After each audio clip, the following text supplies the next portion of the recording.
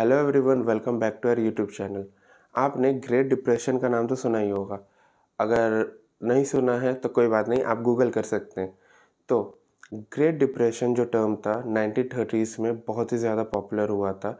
क्यों? क्योंकि उस समय जो इकॉनमी थी बहुत ही ज़्यादा डाउन चली गई थी। तो हर देश में एक एक्सट्रीम रिसेशन का दौर चल रहा था, जिसको डिप्रेशन भी बोला जाता है। तो इसी से मिलता जुलता एक फिनोमेना बहुत ही ज़्यादा आजकल पॉपुलर है, जिसको आप कह सकते हो ग्रेट रेजिग्नेशन। यार, रेजिग्नेशन तो समझ में आ रहा है, ग्रेट रेजिग्नेशन क्या चीज़ है ये? तो ये आप ख़ास तौर से यूएस या यूरोप के देशों में आप इसको नोटिस करोगे, पर इंडिया में भी ये बहुत ही अच्छा खासा एविडेंट है। ग्रेट रेजिग्नेशन एक अगर लेमैन के लैंग्वेज में समझें तो जब ढेर सारी वैकेंसी मार्केट में किसी एक पर्टिकुलर जॉब के लिए अवेलेबल होती हैं और उनको करने वाला कोई नहीं होता है, तो उसको आप ग्रेट रेजिग्नेशन को टर्म उस तरह से कर सकते हो। और आपको पता है यूएस और यूरोप में एम्प्लॉयमेंट रेट अभी तक में लगभग सबसे कम है। फिर भी आप ग्रेट रेजिग्नेशन को वहाँ पे देख सकते हो, लोग वहाँ पे रिज़ाइन कर रहे हैं। तो इसका पॉसिबली क्या रीज़न हो सकता है?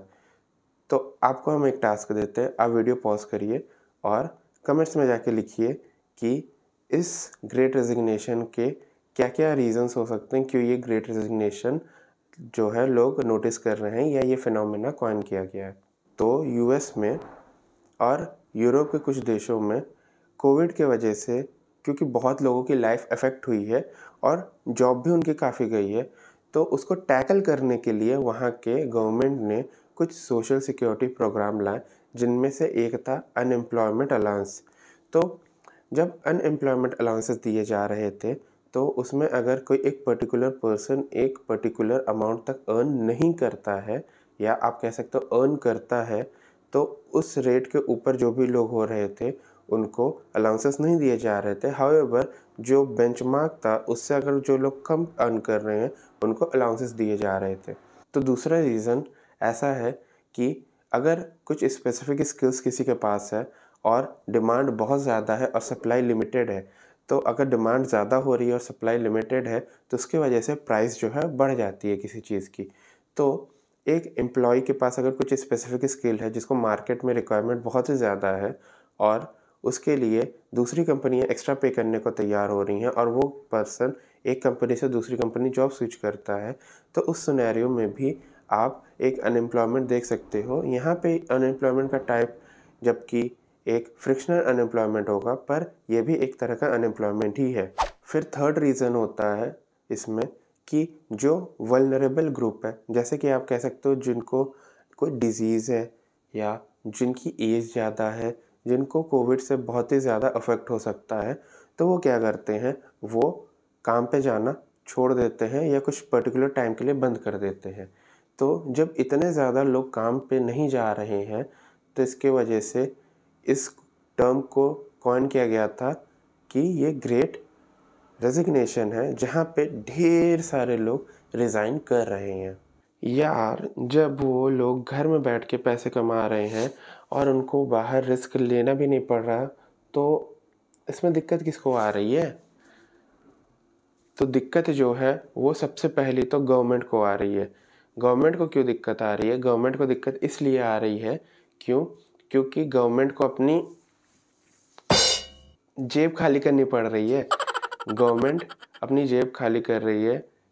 एक अनएम्प्लॉयमेंट अलाउंस देने के जगह वो एक कैपिटल एक्सपेंडिचर भी कर सकती थी, जिससे एक साइकिल ऑफ एम्प्लॉयमेंट जनरेट होता। पर क्योंकि इस समय अनएम्प्लॉयमेंट अलाउंस देना ज़्यादा ज़रूरी है, जिससे लोगों की लिविंग्स चल सके और एक स्टैंडर्ड ऑफ लिविंग मेंटेन हो सके, तो वहाँ पे गवर्नमेंट को एक एक्स्ट्रा खर्चा करना पड़ रहा है, या आप कह सकते हो एक पैसा ज़्यादा छापना पड़ रहा है। तो क्योंकि अगर वो पैसे ज़्यादा छाप रहे हैं तो इसकी वजह से इन्फ्लेशन रेट भी हाई आप देखोगे। दूसरा, जो कॉरपोरेट्स हैं, कॉरपोरेट्स को अच्छा खासा पैसा देना पड़ रहा है, क्योंकि लोग चर्न हो रहे हैं, एक जगह से दूसरे जगह जा रहे हैं और नए टैलेंट को हायर करने के लिए और पुराने टैलेंट को रिटेन करने के लिए उनका एम्प्लॉय के ऊपर जो कॉस्ट है वो बढ़ रहा है। तो जब वो कॉस्ट बढ़ रहा है तो वो जो इनकम है वो इनकम एम्प्लॉय ले रहे हैं और लेने के बाद वो क्या कर रहे हैं, वो भी मार्केट पे नॉर्मली खर्चा कर रहे हैं, मार्केट में नॉर्मल एक्सपेंसेस कर रहे हैं, जिसकी वजह से मार्केट में और लिक्विडिटी आ रही है और इन्फ्लेशन और हाई हो रहा है। फिर आता है तीसरा पॉइंट, रिसोर्स की वेस्टेज। यार इसमें रिसोर्स की वेस्टेज कैसे हुई? रिसोर्स की वेस्टेज यूँ होती है जैसे लोग अपनी जॉब को छोड़ेंगे तो जो लोअर सर्विस इनकम की जॉब है, या आप कह सकते हो जो भी सर्विस या सप्लाई चेन से रिलेटेड जॉब है, उनमें due to lack of resources, like lack of human resources, उन चीज़ों को अच्छे तरीके से डिलीवर नहीं किया जा रहा है। जब वो डिलीवर नहीं हो रहे हैं तो उनका ऑप्टिमम यूटिलाइजेशन भी नहीं हो रहा है, जिससे वो रिसोर्स वेस्ट हो रहे हैं या अंडर यूटिलाइज्ड रह जा रहे हैं। तो यार ये तो इतनी टफ चीज़ें हो गई, इतनी बड़ी-बड़ी चीज़ें हो गई। इनसे जूझने के लिए लोग क्या कर रहे हैं, कौन क्या कर रहा है और इसको कैसे जूझा जा सकता है? इसका मुझे 2 ही सॉल्यूशन नज़र आता है और मेरे रिसर्च से मेरे को सिर्फ 2 ही सॉल्यूशन मिले। अगर आपको और भी कोई सॉल्यूशन मिलता है तो बेझिझक होके कमेंट में प्लीज़ मेंशन करें। तो पहला जो सॉल्यूशन है वो होगा कि जो मार्केट में स्किल्स की डिमांड है और मार्केट्स में जो स्किल्स की सप्लाई है, उन दोनों को मैचअप करना पड़ेगा। अगर जब हम उन दोनों को मैचअप करेंगे तो किसी भी चीज़ में आप प्राइस ज़्यादा नहीं देखोगे। यहाँ पे जो कि एक एग्ज़ाम्पल हुआ, आप जो सैलरी है वो कोई ज़्यादा बढ़ेगी नहीं और ना ही कुछ वैसा होगा। तो दोनों जबकि मैच हो जाएँगे तो ये एक सॉल्यूशन नज़र आता है। दूसरा सॉल्यूशन जो है वो ऐसा हो सकता है कि गवर्नमेंट अपने स्पेंडिंग्स लर्निंग और ट्रेनिंग में बहुत ही ज़्यादा बढ़ाए, जिससे जो मार्केट रिक्वायरमेंट लर्निंग और ट्रेनिंग चाहिए एक ह्यूमन रिसोर्स को उस कंट्री के, वो ह्यूमन रिसोर्स उस चीज़ों में ट्रेंड हो और जब वो मार्केट में इंटीग्रेट होगा तो उस पर्टिकुलर स्किल की कोई कमी नहीं होगी, जिससे कोई एक सडन प्राइस हाइक या आप एक अनएम्प्लॉयमेंट गैप नहीं देखोगे। फिर ये जैसे-जैसे ट्रेन होते जाए वैसे-वैसे ग्रेजुअली जो अनएम्प्लॉयमेंट अलाउंस है वो धीरे-धीरे कम कर देनी चाहिए, जब आप ये देख रहे हो कि मार्केट में एक अच्छा खासा percent of human resource employed हो चुका है। तो ये था अपना एनालिसिस और डिस्कशन इस वीडियो को लेके। अगर आपके कोई भी थॉट्स हो तो कमेंट में ज़रूर बताएं और तब तक के लिए हम आपसे मिलते हैं अगली वीडियो में। Bye bye.